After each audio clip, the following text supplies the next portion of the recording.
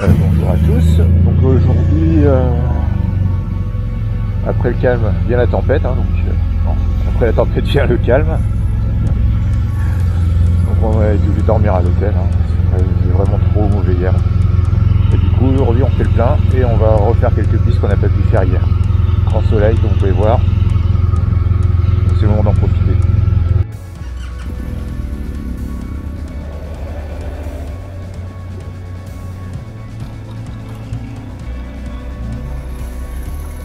La fontaine où nous avons mangé hier midi. Donc on tourne à gauche pour reprendre la trace qu'on n'a pas pu faire hier à cause du temps exécrable.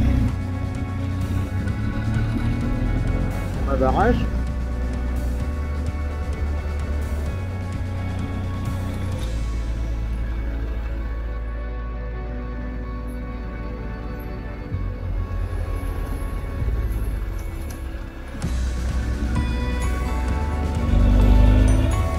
C'est mignon comme tout, là, de la terrasse, on trajet et tout.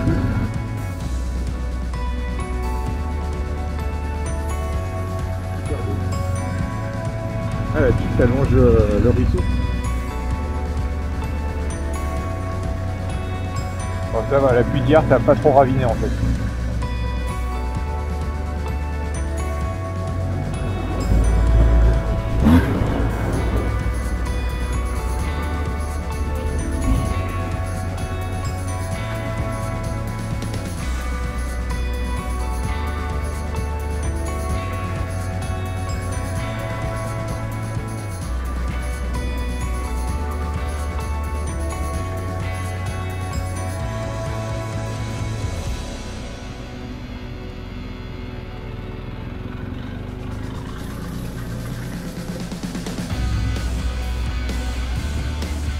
C'est là qu'on a fait demi-tour hier. Mon bureau, les salines.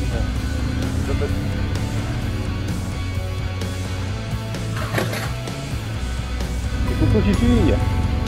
Ça va? Ouais, ça a l'air d'aller.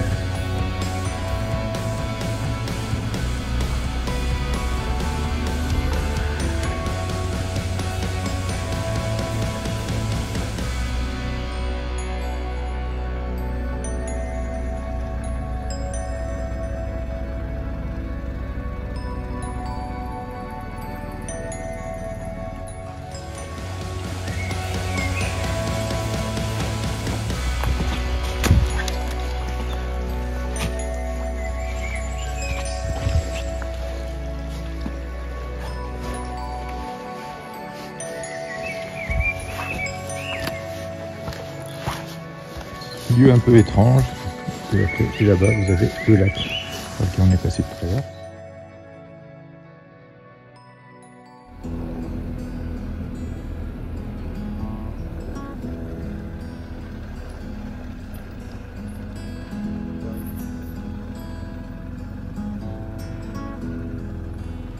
On peut l'ouvrir en plus.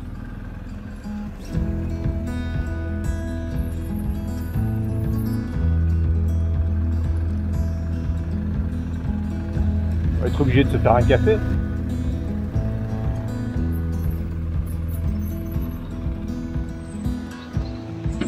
Attends, il y a un caillou.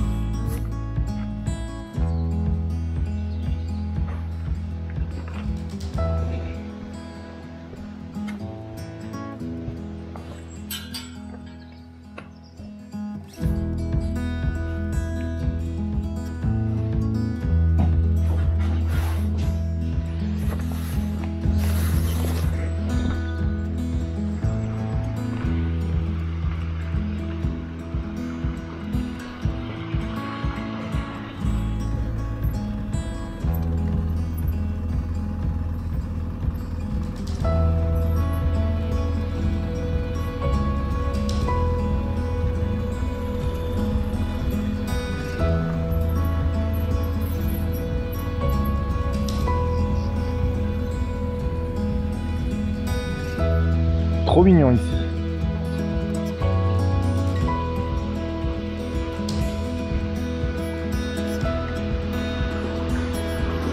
Le site des Salines, vraiment super.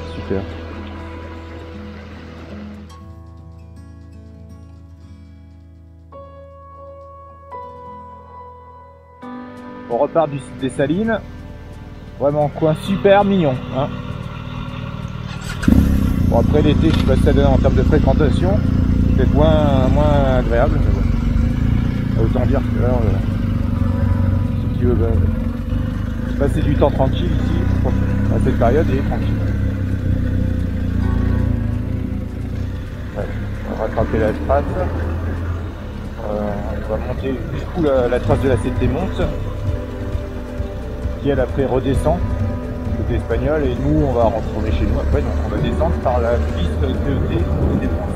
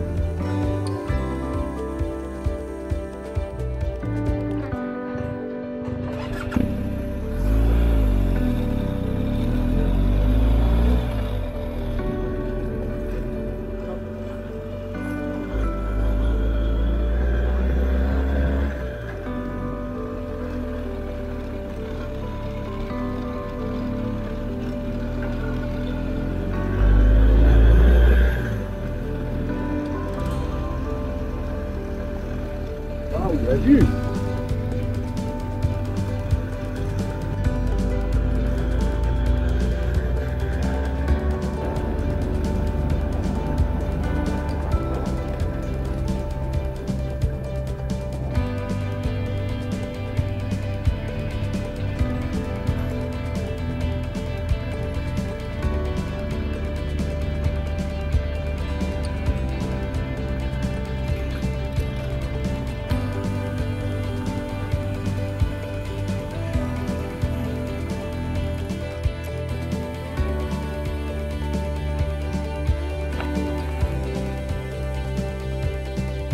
Incroyable, la vue à 360 degrés.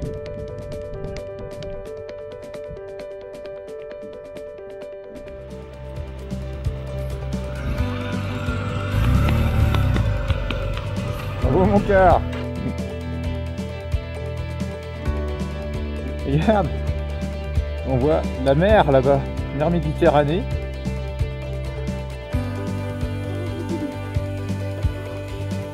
C'est impressionnant. Donc là on comprend bien pourquoi la CT vous fait monter jusqu'ici avant de redescendre en Espagne. Bon, il y a juste les deux antennes qui font un peu moche, mais on en fait fi, hein, vu ce qu'on voit à côté.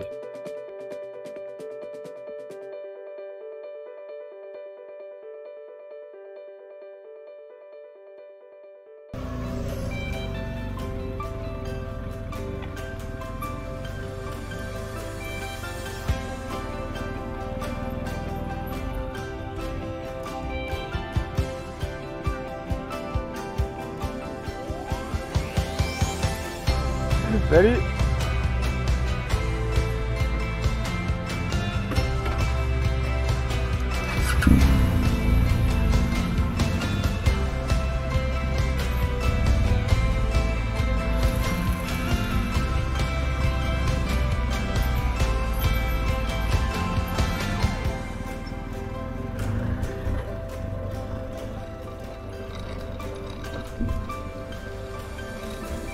Vous avez vraiment le coup d'œil.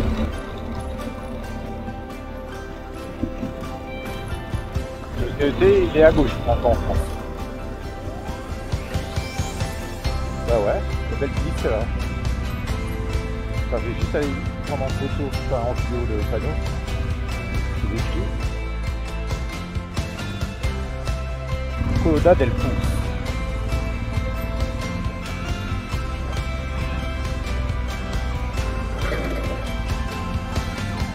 C'est le Gerdis qui descend en bas. Ouais, à ta droite, où tu es. Ouais, c'est ça, exactement.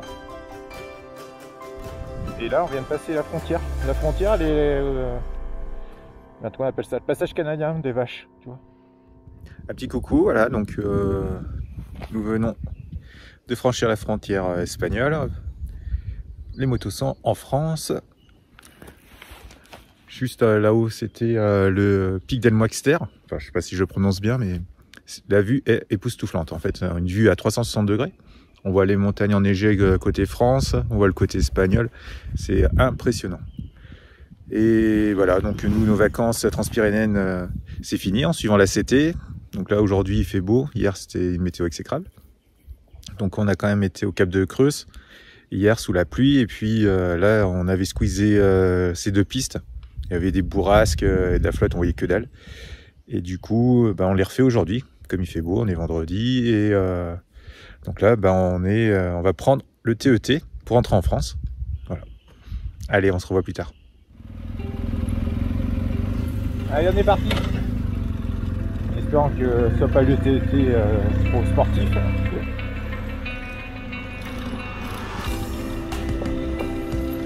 Allez, on peut tomber, regarde. C'est tout doux, c'est un tapis de feuilles.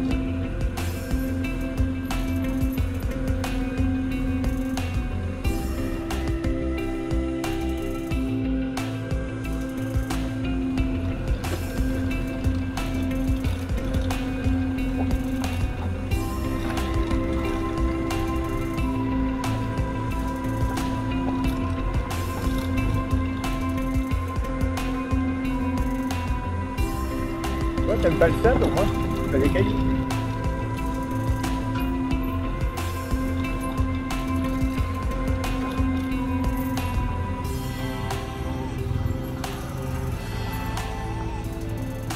Tac.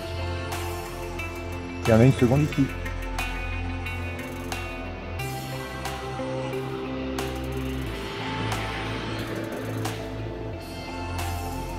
Ah, table de pique-nique et tout. C'est peut-être l'heure de manger? Non, peut-être pas quand même.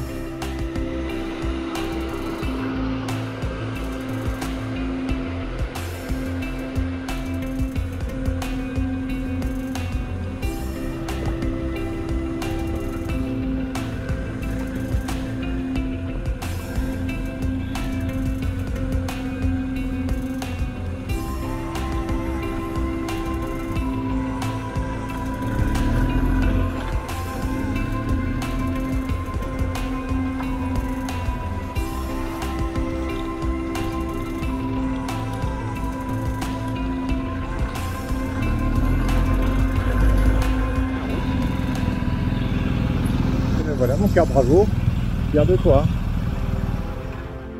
Ça brasse, mais c'est tout. Voilà, comme vous avez pu le voir sur la vidéo, en fait, on est descendu par le TET pour rejoindre la route pour après rentrer chez nous. Donc c'est une piste large, rien de réellement compliqué en fait, à part les cailloux qui roulent un peu sous les roues, mais on tient le guidon, on laisse bouger la moto et puis ça le fait. Voilà. On rentre en France, chez nous, en Charente. Allez, on sort les gonfleurs, on va plus faire de piste du tout. On va tout remettre en pression route. Il fait beau en plus, ça va gripper. Donc niveau pneus, donc la Naki Wide à l'avant, toujours super fiable. Ça résiste bien aux pressions quand on les baisse. Sur la route ça bouge pas d'un p. Vraiment un pneu dans lequel on peut avoir confiance pour faire des chemins, de la route. Puis ça tient à la distance.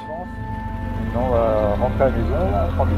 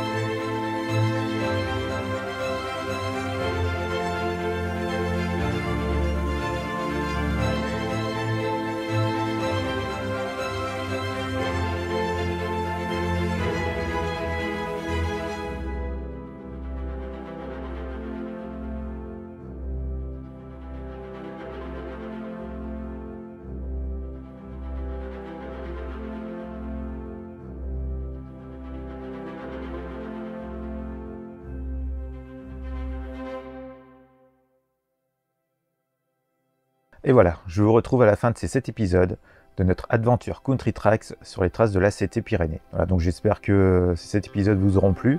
Nous, on a pris vraiment du plaisir à pratiquer cette piste.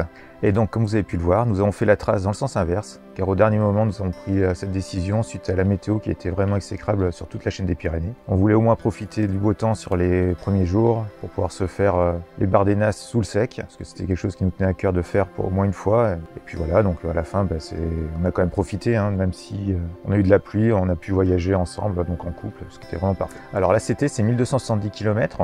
Qui sont prévus d'être faits en 5 jours. Voilà, donc ça dépend de votre rythme. Mais bon, si vous ouvrez le fichier GPX, donc vous avez déjà des POI donc qui vous disent où faire le plein de carburant, où vous resterez, où passer les nuits.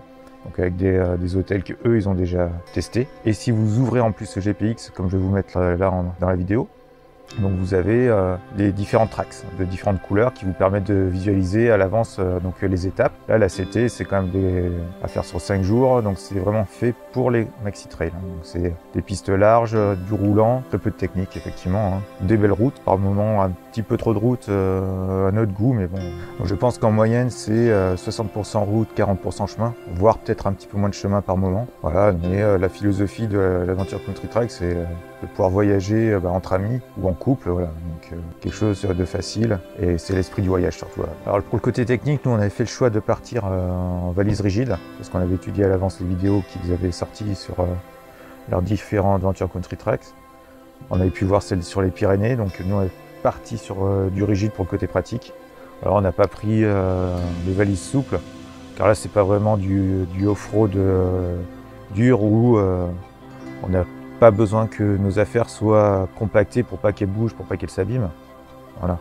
Donc nous on a fait le choix quand même de la valise rigide. Par contre, une chose à savoir, hein, si vous débutez, pour vous partez avec vos valises rigides, à l'intérieur vous avez forcément des vis ou des rivets. Voilà. Donc tout ça c'est des choses que, même sur des chemins lisses, vous allez avoir des vibrations, des frottements qui vont venir user vos affaires. Donc soit vous mettez un sac de protection ou un filet au moins, pour venir protéger toutes ces parties-là. Voilà. Tout ça, c'est des risques d'abîmer vos affaires, un matelas de le percer ou. Donc le côté pratique, c'est bon, on ouvre, on se serre, on referme, c'est toujours plus rapide. Donc là, sur du chemin facile, il n'y a pas de risque de chute. Même si on débute, tomber sur des chemins de l'ACT, il faut vraiment pas avoir de chance. Voilà.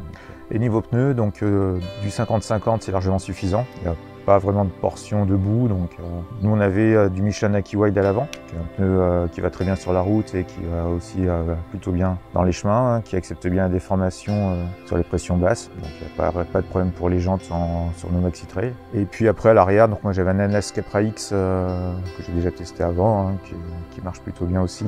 Et puis Florence, du coup son Naki Wide était mort et il n'y avait rien en stock chez les concessionnaires. Du coup on s'est retrouvé à monter un Karoo 3, qui n'est pas un pneu qu'on connaissait pas et que pour ceux qui connaissent, c'était pas fameux. Voilà, donc ça vaut rien sur la neige, les pavés sont trop gros et rien qui verrouille en latéral sur des gros pavés sans verrouillage latéral. Donc ça ne va pas et puis il s'est usé très vite, hein. Il est à mi-usure, après on a fait 2600 et quelques kilomètres je crois sur notre sortie et on est revenu mi-usure.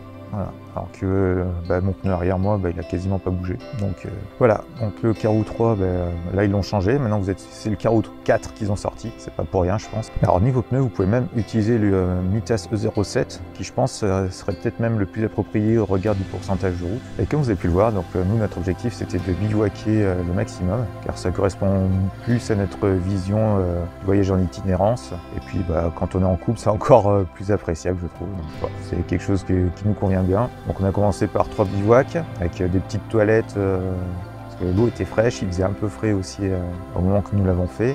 Et donc après on s'est fait un camping pour pouvoir profiter de sanitaires corrects. Et après, comme vous avez pu voir, donc on a eu de la pluie et de la pluie. Donc on a enchaîné par des hôtels pour pouvoir se mettre bien, faire tout sécher. Faut pas parce qu'on aime bivouaquer qu'on n'aime pas aussi le confort. Hein. Faut pas se flageller, faut profiter de ce qu'il y a de mieux sur l'instant présent. Donc voilà, et puis on a pu finir en beauté par un bivouac côté de Revel, hein, sur les hauteurs du lac de Sainte-Féréole. Voilà, avec une vue sur la chaîne des Pyrénées, c'était top pour finir, avant de rentrer à la maison et puis voilà, de prendre le temps tranquillement de monter ces images-là. Donc là maintenant nous sommes en été, pleine sécheresse. Voilà, et je vous sors ces vidéos-là un petit peu en retard. Et moi, ça permet de garder de bons souvenirs. C'est ma façon, moi, de les monter. C'est plutôt garder un esprit, un souvenir de ce que l'on a fait, un petit peu en douceur. Voilà, petite douceur pour nous. Si vous voulez nous suivre, n'hésitez pas. Et puis, comme certains le font, abonnez-vous si vous voulez voir d'autres vidéos. Ah, il y aura 2 vidéos qui vont sortir. Donc, ce sera pas du voyage. Ça va être une journée sur le TET, et après en France, puis après sur le TET en Espagne. Et puis après, il y aura d'autres vidéos, bien sûr. Voilà, donc je vous dis à bientôt. Et puis, gaz, ride safe.